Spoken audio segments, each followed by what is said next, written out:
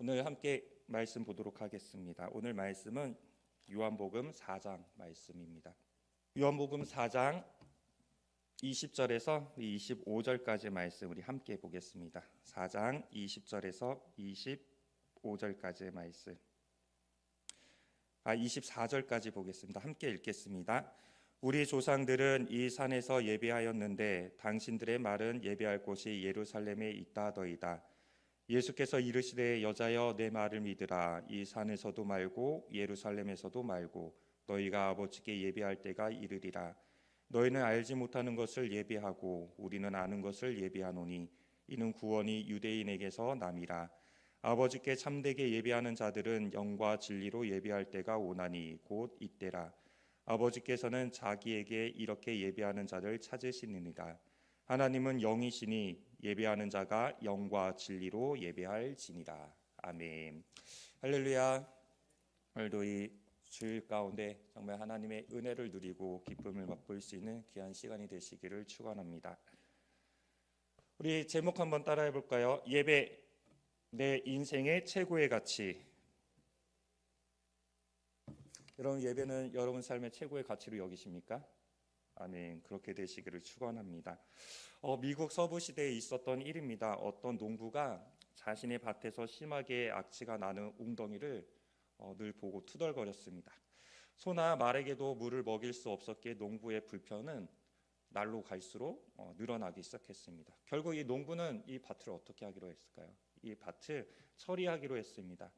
그래서 이 모든 밭을 다른 사람들 앞에 이제 팔기로 결단하고 다른 사람이 찾는 사람이 있자 이 밭을 넘겨줍니다. 농부는 그 밭을 팔고 그리고 무엇보다도 농사를 지을 수 없는 이 버려진 이 땅, 이 웅덩이와 결별하고 새로운 좋은 땅을 살고자 하는 그러한 마음에 너무나도 기분이 좋아했습니다. 그러나 그 웅덩이 속에 그 냄새가 심하고 이 더러운 물은 뭐였을까요? 농부는 차후에 자신의 땅을 판 것에 대해서 후회하게 됩니다.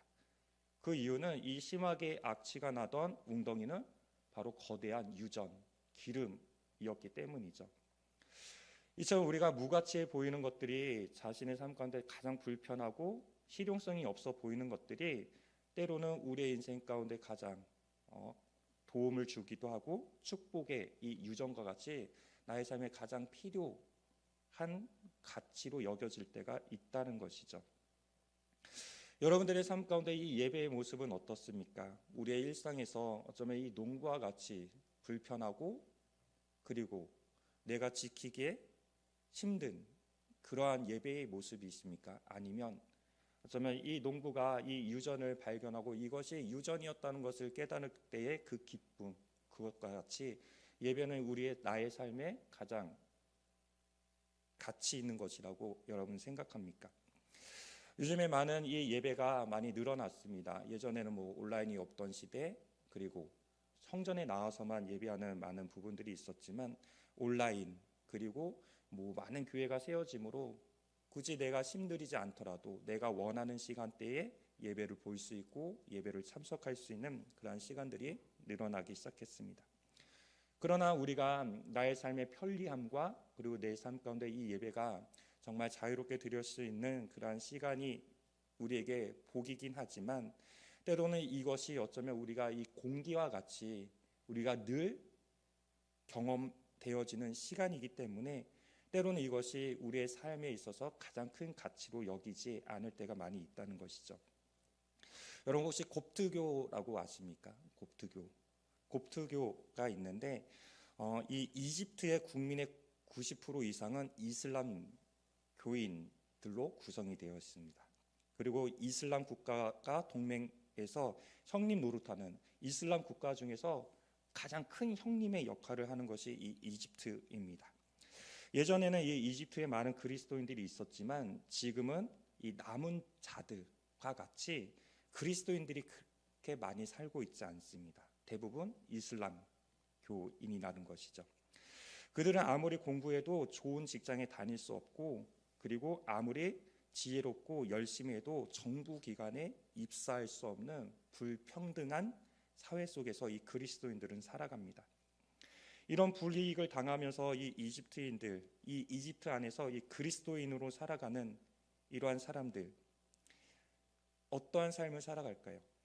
여러분, 목카탐이라고 들어보셨습니까? 목카탐. 이들은 이 빈민 지역에서 살아가게 되는데, 그 이유는 이 이슬람교인들이 이들과 함께 사는 것을 너무 불편하고 싫어하고, 그리고 이들을 언제나 내쫓으려고 했다고 합니다. 그러나 여전히 이들을 개종을 요청하고 개종하기를 원했지만, 그 삶 속에서 그리스도만을 붙잡고 신앙으로 살아가기 때문에 골칫거리였죠. 그렇기 때문에 이들이 이 그리스도인들을 불러서 이야기했습니다. 그것은, 그래, 너희들이 신앙적으로 자유를 주고 그리스도를 섬길 수 있게 해주는데, 이 정부기관, 이 도시가 아니라 저 빈민 지역에서 살면 거기서 너희들이 예배하고 너희들이 그리스도를 섬기며 살아가라 라고 제안을 했다고 합니다.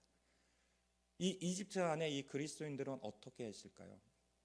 자신이 잘 살던 그런 지역이 아니라, 정부가 잘 살고 관심 갖고 개발하는 그러한 지역이 아니라 빈민 지역, 낙후되고 가난 속에서 살아갈 수밖에 없는 그 땅.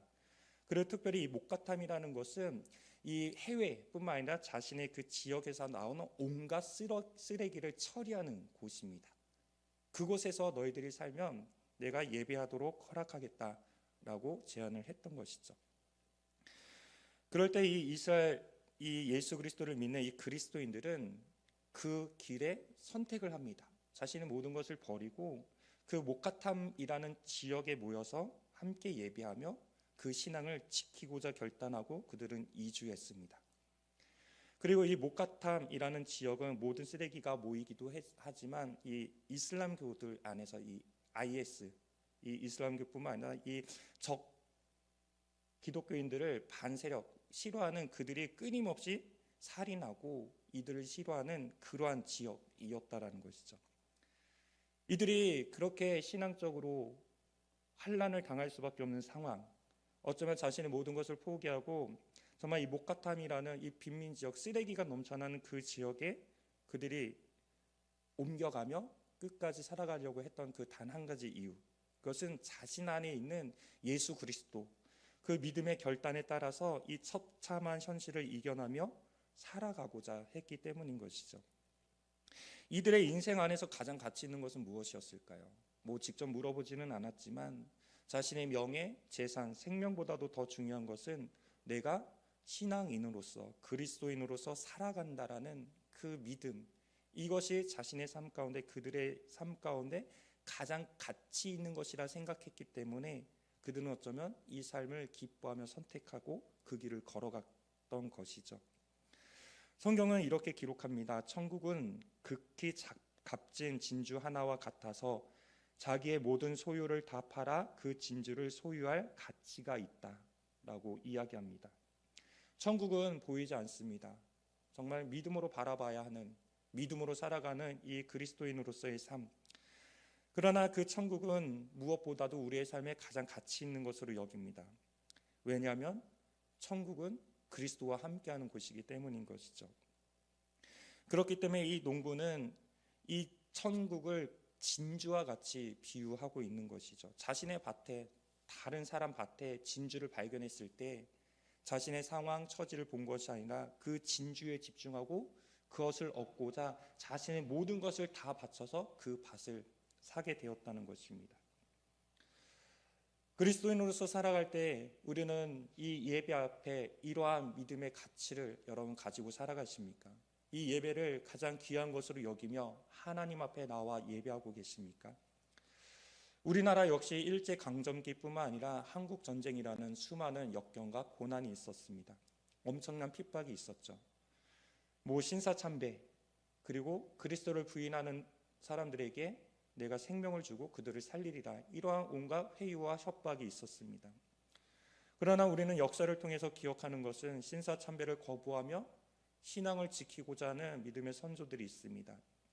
한국전쟁 고통 중에서도 그 수많은 그 피난민들 앞에서 예배를 지키고자 하고 그들에게 그리스도의 사랑을 전하며 이 고난을 함께 이겨나가기를 항상 예배를 통해서, 하나님의 말씀을 통해서 소망하게 하고 꿈꾸게 하던 그러한 사람들, 목사님들이 있었습니다.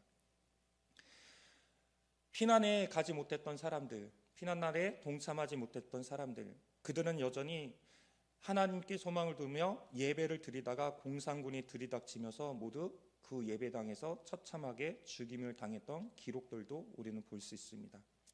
이들이 그토록 예배를 소중히 하고 예배를 지켰던 이유는 무엇입니까?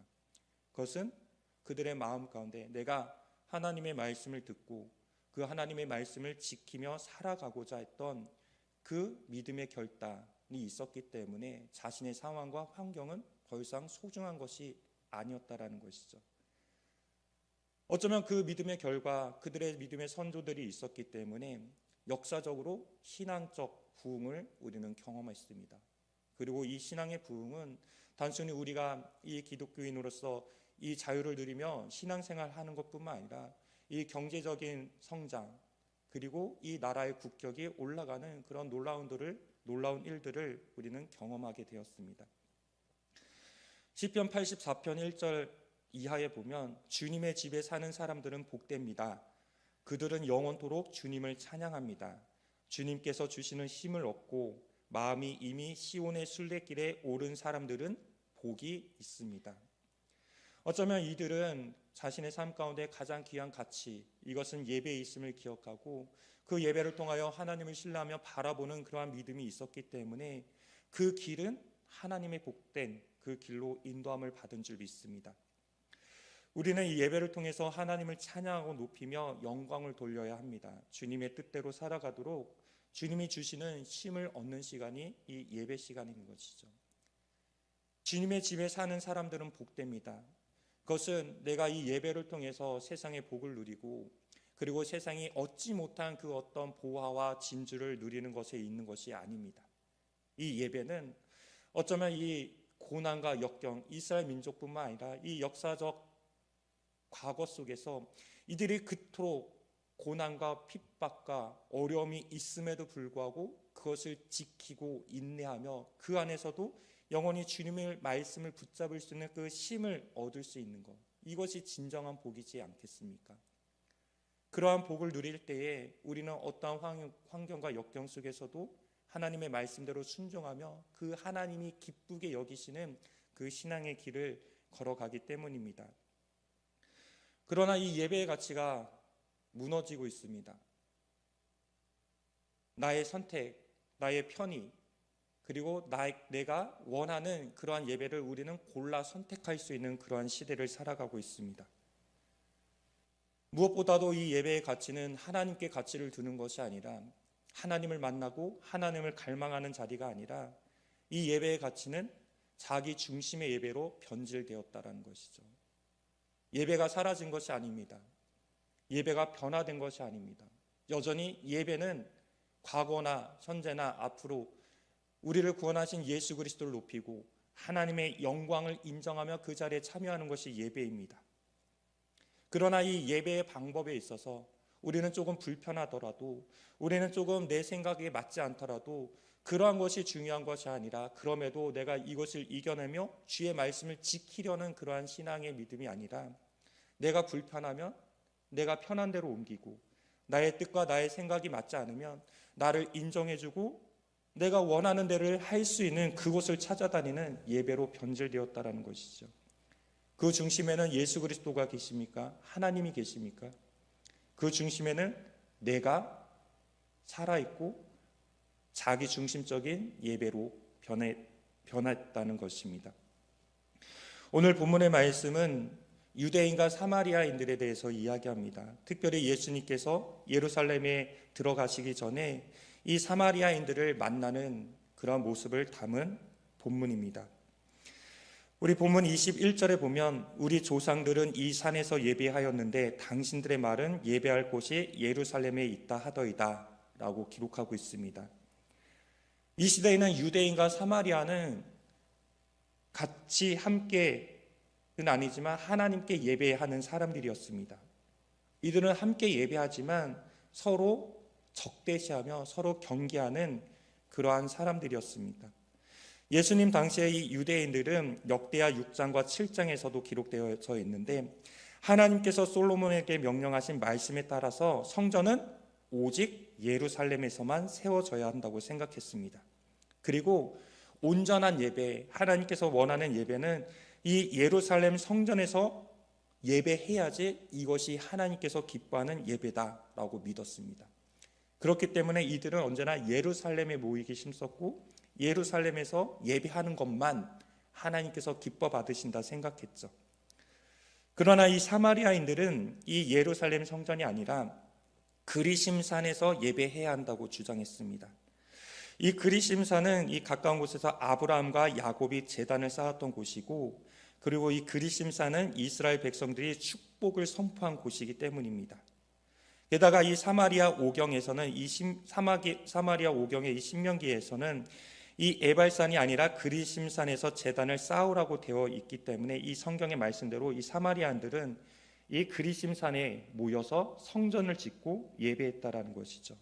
그리고 그것은 이 400년이 지나는 기원전 128년까지 사마리아 성전은 파괴가 된 뒤에도 이들은 끊임없이 그리심산에 모여서 예배했다라는 것이죠.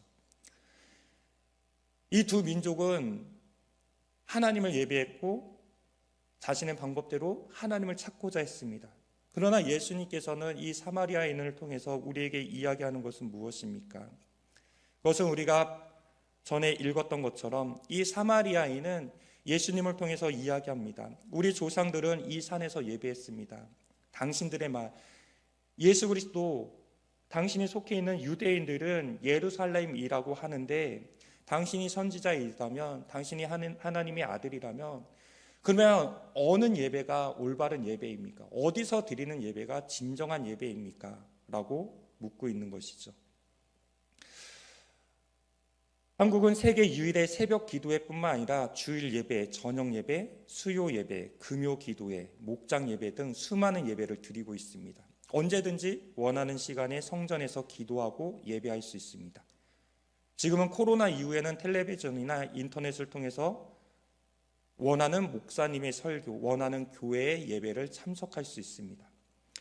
그러나 세상의 빛과 소금의 역할을 자처하면서도 간신히 주일만 지킬 뿐 신앙의 성숙이나 성장하지 못하고 있는 이 어두운 면도 우리는 볼 수 있습니다.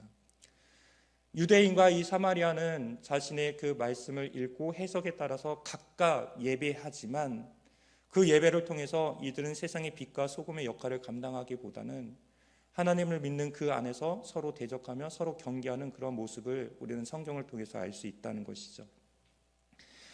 한국교회 트렌드 2024년도 매년 발행되어지는 책이 있습니다.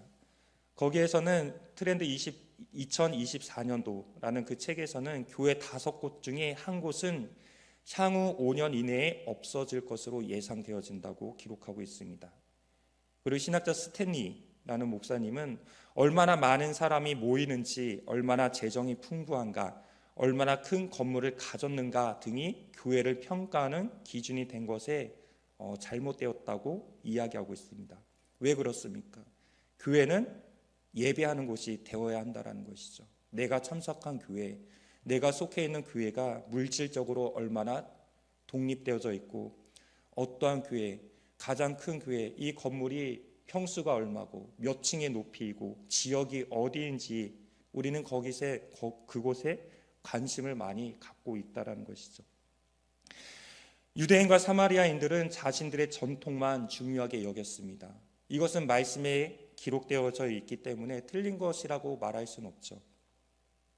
그러나 바른 것이다라고 이야기할 수 없는 것, 이것은 하나님의 말씀에 따라서 그들은 순종함으로 예배에 참석했지만 하나님의 말씀보다는 자신의 민족적 자존심 그리고 자긍심에 결국 하나님께서 원하시는 예배를 온전히 바라보지 못했다는 것입니다. 이들은 각자 중요하게 여기는 것이 있습니다. 그것은 하나님을 바라보는 그러한 신앙이 아니라 유대인들은 자신의 삶 가운데 율법을 중요하게 여겼다는 것이죠. 율법을 앞세워서 자신의 행위를 옳다 여겼다는 것입니다. 영적인 특권과 지위만을 자랑하고 그리고 그 이후의 말씀, 긍휼을 여기며 사랑을 베푸는 것이 아니라 오히려 자신의 신앙적 행위와 율법을 앞세워서 남을 판단하기에 앞세웠던 것이 이 유대인들이었다는 것이죠. 로마서 2장 23절, 24절의 말씀을 보면 율법을 자랑하는 내가 율법을 변함으로 하나님을 욕되게 하느냐? 기록된 바 같이 하나님의 이름이 너희 때문에 이방인 중에서 모독을 받는도다. 예수님께서 기록하고 있습니다. 율법을 지키고 하나님의 말씀대로 살아가면 하나님께 칭찬받아야 되는데 오히려 예수님은 너희들의 그 행위로 말미암아 이방인 중에서도 모독을 받는다라고 기록하고 있습니다. 요즘에 우리는 그리스도인으로서 살아간다라는 것이 여러분 자랑스럽습니까? 어쩌면 우리는 그리스도인으로 살아간다라는 것, 우리는 기독교인이야 라고 이야기하는 것, 우리는 세상 가운데 이것을 쉽게 이야기하지 못하는 것, 그것은 시대적으로 많이 그리스도인으로 살아간다는 것에 많은 욕을 먹는 시대이기 때문일 것입니다. 우리는 하나님의 말씀으로 사랑을 배우고 사랑을 가르치는 자로 있지만 여전히 세상 가운데 왜 욕을 먹는 그 이유는 무엇입니까? 그것은 세상의 환경이 중요한 것이 아니라 내 교회가 중요한 것이 아니라 바로 나의 삶 가운데 나는 그리스도인으로서 그리스도의 향기를 뿜고 살아가는지가 중요하다는 것이죠. 어쩌면 이 유대인들과 같이 사마리아인들과 같이 내가 생각한 예수 그리스도 안에서 내가 신앙생활하는 그 신앙의 모습 안에서 어쩌면 남을 비판하고 정죄하는 그 모습이 다른 교회의 모습이 아니라 바로 나의 모습이진 않을까 돌아봐야 합니다. 그리고 우리는 그리스도의 사랑을 선포하고 이야기하지만 다른 사람들에게 그 사랑이 나타나지 않는 것을 비판하고 있지 않습니까? 오히려 성경은 이야기합니다. 다른 사람보다는 내 자신 안에서 내가 신앙 안에 바로 서 있는가를 언제나 묻고 계시다라는 거죠. 열왕기하 17장에서도 이와 같이 이야기합니다. 오직 너희 하나님 여호와만을 경외하라. 하나님만을 경외하는 것, 이것이 예배의 본 모습이라는 것이죠. 그가 너희를 모든 원수의 손에서 건져내리라 하셨으나 그러나 그들이 듣지 아니하고 오히려 이전 풍속대로 행하였느니라. 이 여러 민족이 여호와를 경외하고 또 그 아로새긴 우상을 섬기니 그들의 자자손손이 그들의 조상들이 행하던 대로 그들도 오늘까지 행하리라. 사마리아인들은 북이스라엘이 멸망하자마자 그들은 흩어지게 되었습니다.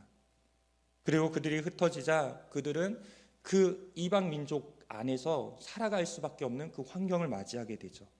그럴 때 이들은 이 유대의 사람들과 같이 그 땅에서 여전히 하나님의 말씀을 지키며 살아간 것이 아니라 이 이방의 풍속에 따라 살아가기 시작했고 그것을 자신의 삶을 받아들이며 살아가기 시작했다라는 것이죠.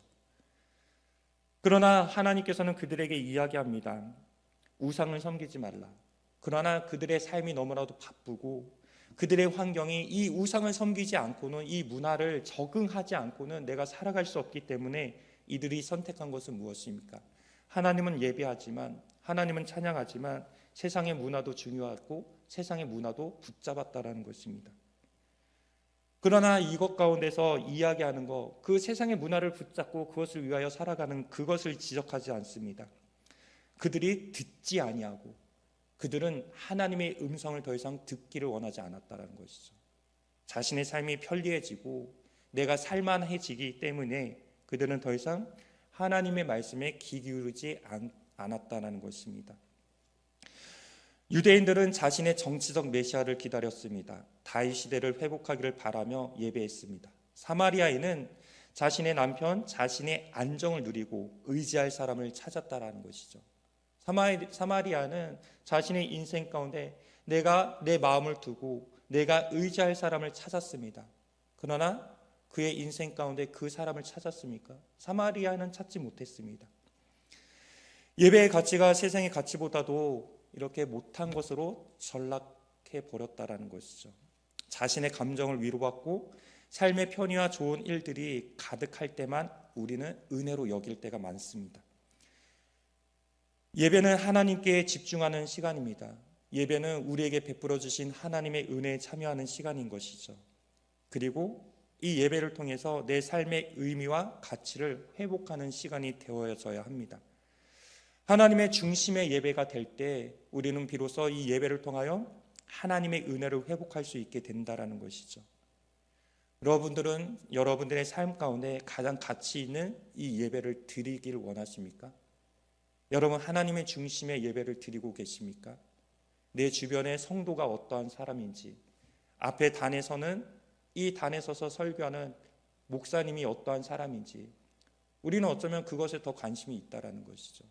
학력과 재능과 재력에 따라서 그들이 어떠한 말을 선포하는 그 말씀에 집중하는 것이 아니라 그들의 백그라운드에 펼쳐진 것이 무엇이냐에 따라서 우리는 그 사람이 어떠한 말을 하는지에 따라 그 집중도와 그 가치가 달라진다는 것이죠. 이것이 우리 안에 우리가 바라보는 신앙의 눈일 수 있습니다. 단순히 주님의 말씀에 귀 기울이고 그 말씀에 집중하기보다는 이 말씀을 전하는 사람이 누구냐에 우리는 더 집중하여 어떤 사람이 이야기하느냐에 따라서 그 가치가 변하게 된다는 것이죠. 가장 가치 있는 예배는 오직 주님께 집중하고 하나님의 말씀 앞에 나아올 때 우리는 가장 가치 있는 예배가 되어질 줄 믿습니다. 그리고 그러한 예배를 드릴 때 우리는 잠시 불편함이 있지만 그 불편함을 이겨내고 예배할 수 있게 된다는 것이죠. 또 하나 질문해 볼까요? 여러분들은 이 교회 가운데 예배 드리며 얼마나 헌신하며 충성하며 봉사하고 계십니까? 우리는 예배를 이유로, 우리는 신앙의 이유로, 내 삶의 이유로 그것이 조금 불편하기 때문에, 내 신앙을 방해하기 때문에 나는 때로는 예배에 집중하고 싶습니다. 나는 하나님의 말씀에 집중하고 싶습니다. 라는 그러한 변명으로 우리는 헌신을, 봉사를 멀리합니다. 봉사도 마찬가지죠.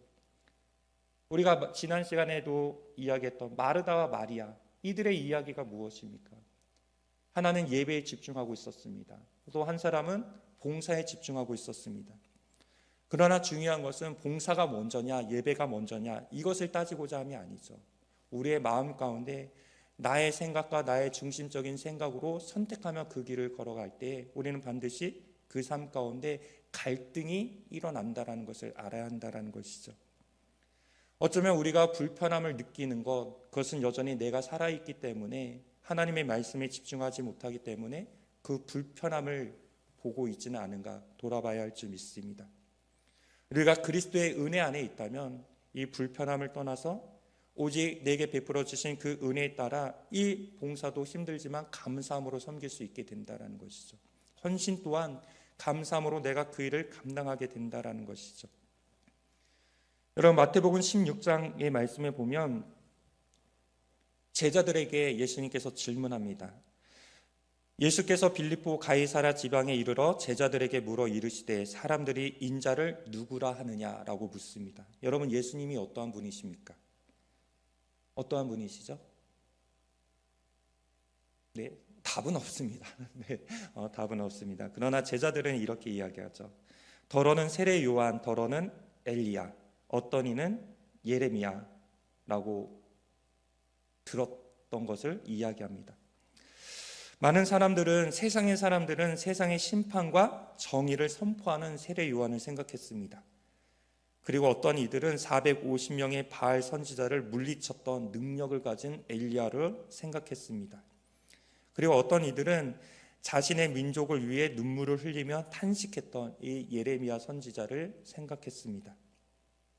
각자 원하는 것을 생각한 것, 이것이 세상 사람들이란 것이죠. 능력 있고 힘 많은 예수, 나의 모든 문제들을 해결할 수 있는 예수. 이러한 자기 중심의 예배는 자기가 주인이 된답니다. 나의 의도, 나의 마음, 나의 뜻에 의해 하나님께 올려드리는 예배라는 것이죠. 내가 원하는 것, 내가 바라는 것을 얻기 위해 드리는 것, 이것을 예배로 생각한다는 것이죠. 그렇기 때문에 우리는 나 혼자 열심을 내고 나의 의를 주장하고 하나님께 나아가는 자기 중심의 예배를 드리는 것. 그러나 오늘 본문에서 이야기하는 것, 그것이 중요한 것이 아니고 그것이 바른 예배가 아니다라는 것을 우리에게 가르치십니다. 사울은 블레셋과의 전투에 앞서서 제사를 준비했습니다. 말씀대로 준비했습니다. 하나님과 함께하기로 준비했습니다. 그러나 사무엘이 7일을 일주일을 기다려도 오지 않고 이제 군기가 사기가 떨어지기 시작했습니다. 사울은 그 모습 가운데 당황하고 그리고 조급해지기 시작했습니다. 그리고 그들을 향해서 이 사울이 행했던 행동은 무엇입니까? 예배를 준비했습니다. 예배를 기다렸습니다. 상황이 이렇게 되자 그는 그 예배를 그대로 진행하며 자신이 그 예배를 집도하고 진행시켰습니다. 우리가 보기에는 어떠한 잘못도 없는 것 같습니다. 예배를 드렸고 하나님과 함께하며 시작하고자 했습니다. 그러나 사무엘은 이 단호하게 사울의 제사에 대하여 하나님의 명령을 지키지 않았다고 기록하고 있습니다. 하나님, 왜 예배를 드렸는데 하나님의 명령을 지키지 않았습니까? 그 시대는 율법을 중요하게 여겼습니다. 그리고 성전에서 하나님을 예배하기 위해서는 반드시 하나님께서 명령한 것이 있습니다. 그것은 제사장을 세워서 제사장을 통해서 예배하도록 함께 하셨다라는 거죠. 예배를 준비했지만 하나님의 말씀대로 준비한 것이 아니라 자신의 의를 앞서서 예배를 드렸다라는 것입니다. 제사장은 하나님과 사람 사이의 중보자로서 백성을 대신해서 하나님께 제사를 드리는 직분인 것이죠. 그러나 사울은 하나님께서 명령하신 절차와 방법을 무시하고 자신의 방법대로 그 예배를 진행했습니다. 예배는 절대 내 생각대로 해서는 안 된다는 것이죠. 내 편의에 맞게도 해서도 안 된다는 것입니다. 교회가 있는 이유는 우리는 이 공동의 예배를 통해서 내가 조금 더 하나님께 집중하고 나의 불편한 모습을 발견할 때 그것 또한 하나님께 맡기며 우리는 하나님의 말씀대로 닮아가고자 훈련하는 곳이 이 성소라는 곳입니다. 그렇기 때문에 우리는 이 예배를 통해서 느껴지는 모든 감정 가운데 하나님의 말씀 가운데 치유하고 하나님의 말씀 가운데 바로 다스려서 우리의 삶이 하나님의 말씀대로 살아가는 그 예배가 되어지는 시작이 이 교회라는 것입니다. 그렇기 때문에 우리는 모이기를 힘써야 한다는 것이죠. 아론의 두 아들 나답과 아비후는 예배를 드렸습니다. 제사장의 직분을 감당했습니다.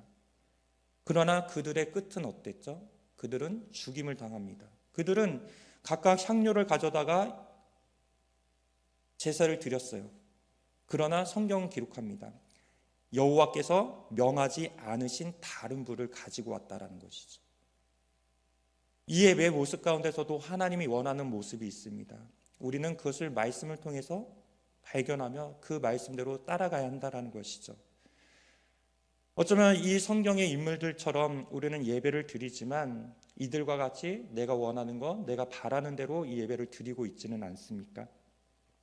여러분, 수탉 한 마리가 한 번은 암탉들 사이에서 마당을 위아래로 뽐내고 걷고 있었습니다. 막 자랑하면서 걸어가고 있었던 것이죠. 그리고 이렇게 걸어 다니다가 집더미 한복판에서 문득 무언가 반짝이는 것을 찾아냈습니다. 아, 좋은 것이다. 수탉은 저건 내 거야 하고 자랑스럽게 빠르게 가서 그 집더미를 아래로부터 부리로 끄집어냈습니다. 그 반짝이던 것은 무엇이었을까요? 그 반짝였던 것은 우연히 잃어버려졌던 진주였습니다. 그러나 수탉은 옥수수가 아닌 것에 실망하여 그 진주를 어떻게 하죠? 내뱉어버렸다는 것이죠. 어쩌면 우리가 이 예배의 가치를 이 수탉이 집착하던 이 옥수수로 여기지는 않습니까? 예배는 하나님의 관계로 회복하는 자리이기 때문에 우리의 삶 속에서 이 예배의 가치를 최우선으로 여겨야 할 줄 믿습니다. 여러분, 예배에 성공할 수 있는 성도님들이 되시길 축원합니다. 여러분, 바른 예배를 드리시기 바랍니다. 본문 21절에서 24절, 예수께서 이르시되 여자여 내 말을 믿으라. 이 산에서도 말고 예루살렘에서도 말고 너희가 아버지께 예배할 때가 이르리라. 너희는 알지 못하는 것을 예배하고 우리는 아는 것을 예배하노니 이는 구원이 유대인에게서 남이라. 아버지께 참되게 예배하는 자들은 영과 진리로 예배할 때가 오나니 곧 이때라. 아버지께서는 자기에게 이렇게 예배하는 자들을 찾으시느니라. 하나님은 영이시니 예배하는 자가 영과 진리로 예배할지니라 라고 기록하고 있습니다. 사마리아인에게 바른 예배에 대해서 가르칩니다. 그것은 예루살렘도 그리고 너희들이 드리는 그리심산도 중요한 것이 아니라 너희의 마음 가운데 아버지를 참되게 예배하고자 하는 그 믿음을 보신다라는 것이죠.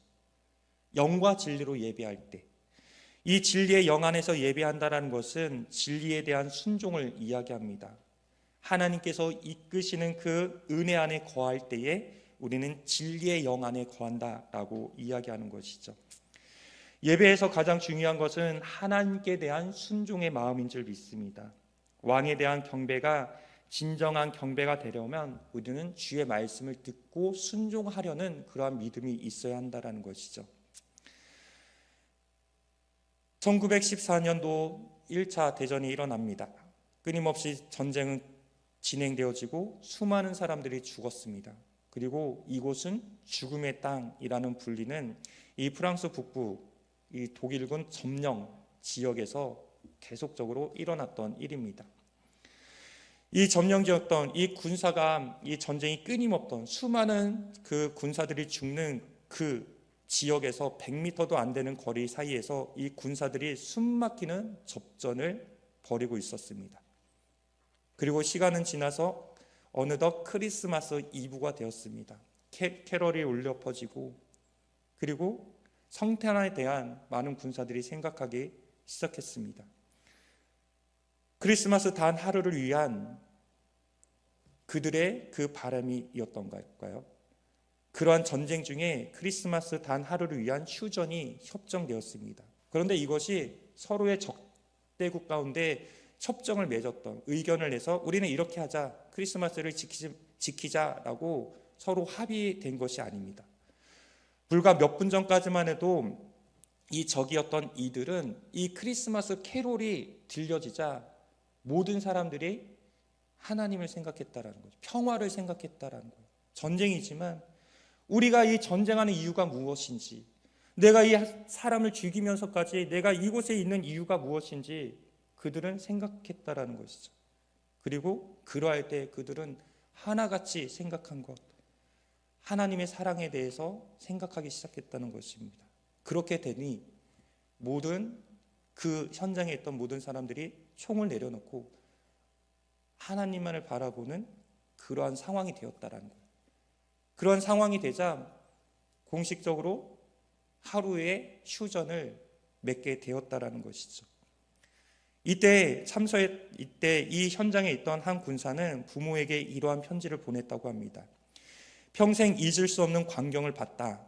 살인과 죽음 속에서도 인간다움이 남아있다는 사실을 깨달았다. 제게 잊지 못할 크리스마스가 됐다. 라고 기록하고 있습니다. 어쩌면 우리가 신앙 가운데 내가 시험에 들고 내가 상처받고 내가 이 교회를 떠날 거야, 나는 그리스도를 떠날 거야, 이 가장 핵심은 무엇입니까? 하나님의 사랑이 없어서입니까? 하나님의 사랑이 나와 함께하지 않기 때문입니까? 그것보다 어쩌면 이 전쟁과 같이 이 바쁜 일들 속에서 나를 인정해주지 않고 나를 무시하고 나를 생각해주지 않고 나와 함께하지 않은, 어쩌면 나의 중심적인 그 생각 가운데 우리는 이 교회를 떠나고 그리스도를 멀리하고 있지는 않습니까? 예수님께서 이 땅에 오신 목적이 무엇입니까? 그것은 하나님의 뜻을 행하고 하나님을 기쁘시게 하시기 위하여 예수님은 이 땅에 오셨습니다. 그리고 우리도 하나님을 절대적으로 가치 있는 분으로 믿고 사랑해야 할 것을 우리에게 가르치셨습니다. 우리의 삶 가운데 이 하나님의 말씀이 모든 삶의 기준이 되어야 할 줄 믿습니다. 예수님은 하나님의 뜻을 이루기 위해서 이 세상에 오셨습니다. 또한 우리를 부르셨고 우리를 세상 가운데 다시 보내셨습니다. 하나님의 뜻대로 살아가도록 우리를 세상 가운데 보내셨다라는 것이죠. 신명기 6장 5절 말씀에 이렇게 기록하고 있습니다. 모세는 이스라엘 백성에게 하나님을 사랑하는 법을 알려줍니다. 너는 마음을 다하고 뜻을 다하고 힘을 다하여 내 하나님 여호와를 사랑하라. 하나님을 사랑하는 마음이 하나님을 예배하는 자입니다. 누구나 사랑하는 사람 앞에서 자존심 따위는 중요하게 여기지 않죠. 내가 사랑하는 자를 얻기 위해서 내 자존심을 내려놓고 나의 모든 물질과 나의 모든 것을 들여서 그 사랑하는 사람을 얻고자 하는 것처럼, 어쩌면 우리는 그 예수 그리스도를 붙잡기 위해서, 하나님을 사랑하기 위해서 우리는 얼마나 내어드립니까? 얼마나 여러분 버리고 계십니까? 때로는 우리는 그 사랑보다 나를 더 소중히 여기기 때문에 우리는 그 사랑에 관심을 잃어버릴 때가 많이 있다는 것이죠. 이번 주부터 영적 은사 집회가 시작됩니다. 여러분, 이번 시간을 통해서 나의 이 영적 건강을 여러분 체크하시고 정말 내가 진정한 예배로 다시 거듭날 수 있는 은혜의 자리가 되시길 축원합니다. 영적 건강을 체크하셔서 정말 내 삶 가운데 내 인생의 최고의 가치 예배를 회복하고 그 예배를 붙잡을 수 있는 은혜를 회복할 수 있는 귀한 시간이 되시길 축원합니다. 예배 가운데 살아계신 하나님을 여러분 만나십니까? 오늘 그 하나님을 만나시길 축원합니다. 예배의 감격과 기쁨이 여러분 없으셨습니까?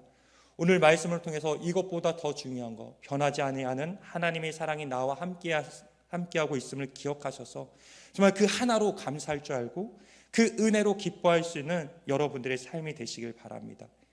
이것이 내 인생의 최고의 가치, 예배라는 것을 알게 될 때, 발견될 때 신령과 진정한 하나님의 예배가 되어질 줄 믿습니다. 여러분들의 삶 가운데 그러한 예배, 정말 예배가 나의 삶에 가장 가치 있는 것입니다. 하나님의 사랑이 있기 때문입니다. 여러분 고백할 수 있는 성도님들이 되시길 축원합니다. 기도하겠습니다. 하나님 아버지 감사합니다. 예배를 통해서 하나님을 만나게 하시고 예배를 통해서 주님의 말씀을 들을 수 있도록 인도하시니 감사합니다. 때로는 하나님 그러한 예배 속에서 하나님 나의 생각을 버리지 못하고 하나님 나의 계획을 버리지 못하고 정말 가장 중요한 예배의 가치를 잃어버리며 상처받고 넘어질 때도 너무나도 많이 있음을 하나님 기억합니다. 그러나 말씀을 통해서 하나님 그것보다 가장 중요한 거 변하지 아니하는 하나님의 사랑과 예배를 통해서 그 사랑을 우리에게 보이셨다는 하나님의 사랑을 잊지 아니하고 예배를 내 인생의 가장 큰 가치로 여기며 이것을 통해 하나님 앞에 영광 돌리고 하나님을 만나는 은혜의 자리가 회복되어지는 귀한 시간이 될 수 있도록 함께하여 주시옵소서. 오늘도 이 예배를 통하여 우리에게 말씀하시니 세상을 향하여 나아갈 때에 이 예배의 말씀에 따라서 하나님 또 순종하며 나의 삶이 예배자가 될 수 있도록 인도하시며 함께하옵소서. 예수 그리스도의 이름으로 기도합니다. 아멘.